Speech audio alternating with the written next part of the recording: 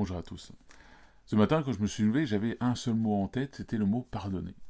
Alors, pardonner, je me suis dit, bon, ok, voilà, je prends mon café, je décide de prendre un temps avec Dieu. Parce que j'aime bien prendre le temps le matin avec Dieu, parce que pour commencer la journée, c'est toujours bien. Et justement, je lis toujours les petits trésors quotidiens, voilà, des petites méditations offertes par des pasteurs. Et justement, aujourd'hui, c'était sur le pardon. Donc, il était écrit, là, en gros, là, c'est à l'envers, mais pardonner, c'est dit.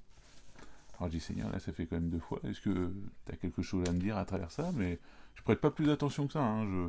Je vais pas plus loin, et je continue ma lecture, et en ce moment je suis dans Marc. Et donc là, dans Marc chapitre 11, verset 25, voilà sur quoi je tombe.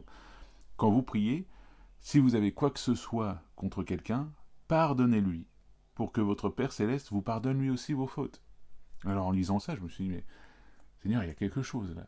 Est-ce qu'il y a peut-être un manque de pardon de ma part? Est-ce qu'il y a quelque chose qui, que je dois pardonner, quelqu'un que je dois pardonner ou demander pardon. Et en fait, du coup, j'ai eu à cœur de partager sur TikTok parce que moi, personnellement, j'ai rien contre personne ou quoi que ce soit, donc je me suis dit, c'est certainement pour quelqu'un sur TikTok ou sur YouTube, et j'espère que cela vous fortifiera. Mais je voudrais vous partager mon témoignage qu'à un moment donné où, effectivement, je me suis pas rendu compte, mais j'avais blessé une sœur dans l'église où j'étais, j'avais blessé une sœur. Mais je ne m'étais vraiment pas rendu compte, quoi. C'était vraiment, vu que moi, voilà, j'aime bien, j'ai beaucoup d'idées qui suggèrent à la tête, et souvent je les suggère, mais elle avait cru que c'était un ordre et qu'il fallait le faire, mais pas du tout, en fait. Moi, je suggère les idées. Et du coup, en fait, elle avait été blessée, mais pendant toute une semaine, en fait, non, ça remonte à un petit bout de temps, mais pendant toute une semaine, le Saint-Esprit m'avait appuyé dessus en me disant, il faut que tu demandes pardon à telle personne, il faut que tu demandes... Alors j'étais là, mais je m'étais vraiment pas rendu compte que j'avais blessé cette personne. Donc le dimanche arrivant, j'ai vu cette personne, je l'ai pris à part et j'ai dit, bah écoute, je sais pas pourquoi, mais je te demande pardon. Et là, vraiment, on a ressenti comme, bah en tout cas, elle a ressenti comme une délivrance. Et puis moi aussi, ça m'a fait du bien.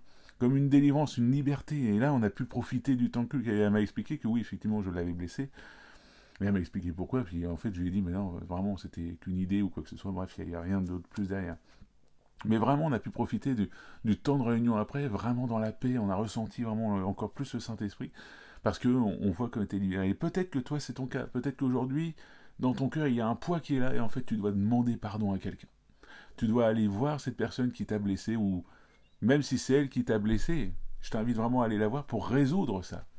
Ou si c'est toi, et tu te rends pas compte, mais que vraiment, tout comme moi à l'époque, tu es en train de te mettre en tête, mais il y a quelque chose qui va pas là, on te demande de pardonner, mais qui, bah, je t'invite à te mettre devant Dieu, et puis si tu as une personne qui te vient en tête, bah, va la voir et te demande lui pardon, et tu verras que ça sera une grande délivrance. Soyez bénis.